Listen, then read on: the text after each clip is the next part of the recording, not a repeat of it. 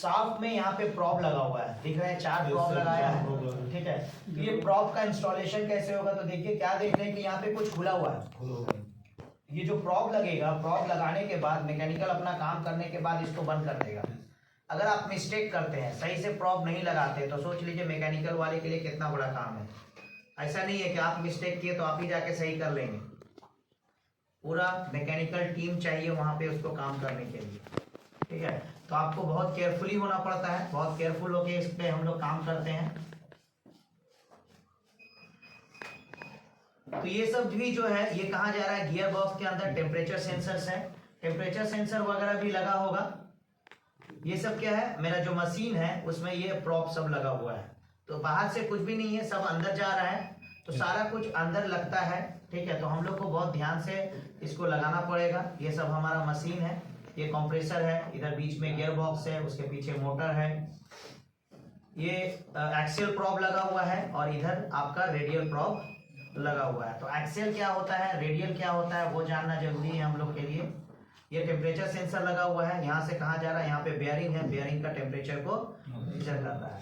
खाली ये ऐसा नहीं है कि सीधा होगा, अंदर में केबल होके इधर जाके बेयरिंग के ऊपर लगा हुआ होगा, फ्लेक्सिबल केबल, तो बहुत इजी हमको रूट करना पड़ता है। ये मेरा वाइब्रेशन प्रॉब है, एक इधर लगा हुआ है, एक दूसरा उधर लगा हुआ है, एक्स एंड वाई लगा हुआ होता है।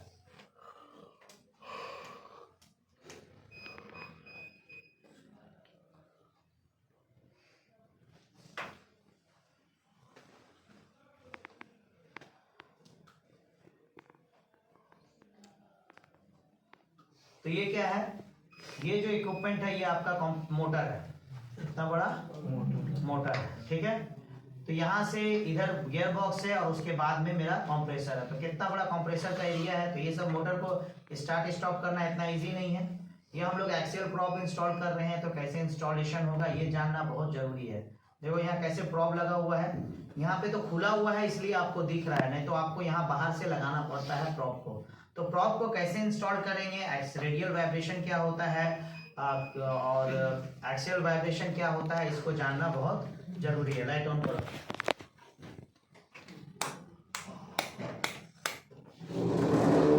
तो रेडियल वाइब्रेशन क्या है, रेडियल वाइब्रेशन कोई भी शाफ्ट है, तो कोई भी शाफ्ट जो है जब रोटेट होगा तो इसका वाइब्रेशन ऐसे ऐसे ऊपर नीचे हो सकता है, ये साइड वे में हो सकता है, तो ये कहलाता है रेडियल वाइब्रेशन।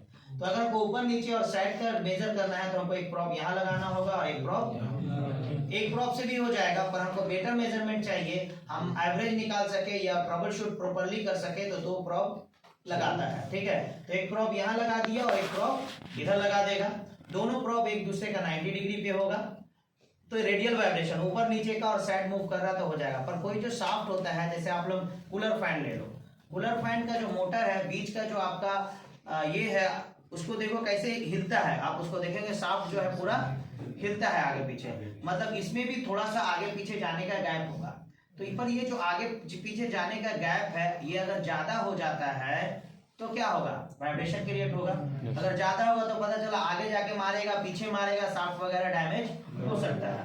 तो अगर हमको एक्सियल, इसको हम लोग बोलते हैं एक्सियल, तो एक्सियल प्रॉप का मेजरमेंट के लिए तो एक्सियल आपका यहाँ पे प्रॉप लगा हुआ होगा, यहाँ अगर हम लगा देते हैं आगे पीछे जा रहा है तो एक्सियल मेजरमेंट कर सकते हैं। तो हमको इसका समझना जरूरी है कि ये काम कैसे करता है, वाइब्रेशन प्रॉप कैसे मेजर, बेंटन नोएडा कैसे इसको मेजर करता है। यहाँ तक का क्लियर था आपको, लिनियरिटी चेक। तो ये चेक परफॉर्मेंस आपको करना पड़ सकता है फील्ड में। इसका कभी इसमें जो बेंटन नोएडा सिस्टम है, डायरेक्ट हम लोग बेंटन नोएडा मल्टीमीटर से नहीं लिख के नहीं, डायरेक्ट बेंटन नोएडा सिस्टम में भी ऑप्शन आता है, उसमें एक्सेप्ट करना पड़ता है ईच वोल्टेज को, और वो खुद पूरा कैलकुलेट करके आपको बता देगा कि आपका टेस्ट पास हुआ या फेल हो गया।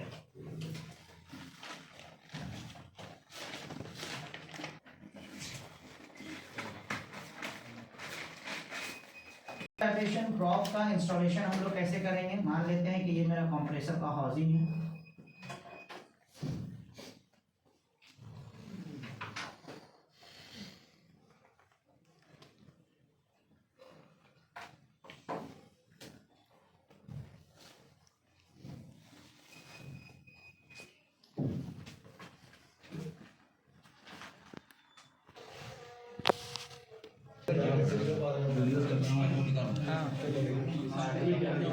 अगर ये साफ्ट है तो हम साफ्ट का क्या कर सकते हैं, प्रॉब यहाँ लगा सकते हैं एक, और दूसरा प्रॉब यहाँ लगा सकते हैं।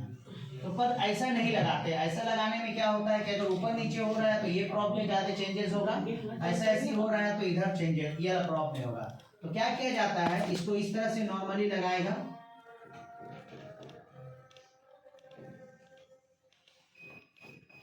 यानी हमसे भी 11:30 हो रहा है। मीटर का ही हम लोग वाइब्रेशन मेजर करते हैं। तो गैप जो है हम गैप वोल्टेज सेट करते हैं -10 वोल्ट। तो -10 वोल्ट सेट किया तो गैप कितना का हुआ, 1 पॉइंट समथिंग का हुआ, 1 पॉइंट है ना, 1.5 मान लीजिए, 1.5 का गैप इसके बीच में हम लोग रखते हैं। पर वाइब्रेशन कितना होगा, वाइब्रेशन रेंज कितना होता है, 0 to 150 माइक्रोमीटर्स।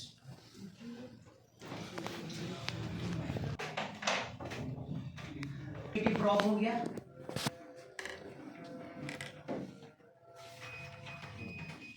प्रॉब। अब इसको नाम देगा x और इसको नाम देगा probe, proximity probe y।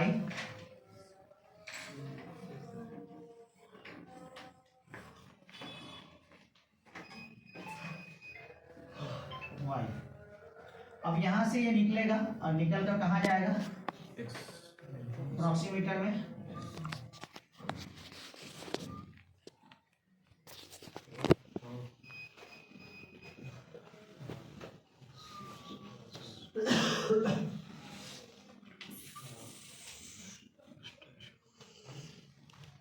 Extension table, और यहाँ से ये कहाँ चला जाएगा, -24 वोल्ट, 0 वोल्ट, ये कहाँ जाएगा, बेंडिनेवेडा सिस्टम को।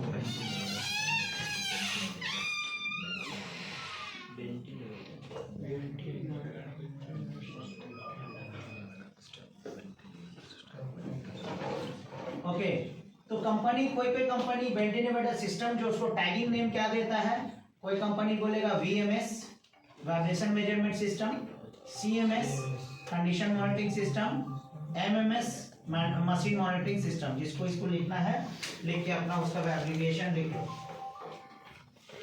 यहाँ से एक्सटेंशन केबल के साथ प्रॉक्सीमीटर में जाएगा,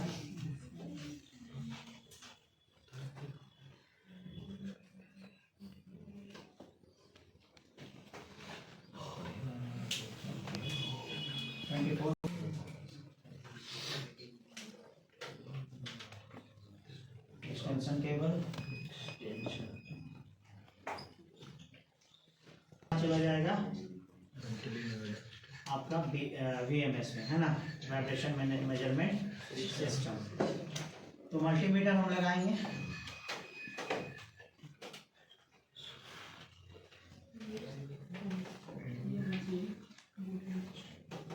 एडजस्टमेंट गैप वोल्टेज कितना होगा, -10 वोल्ट DC होगा, ठीक है।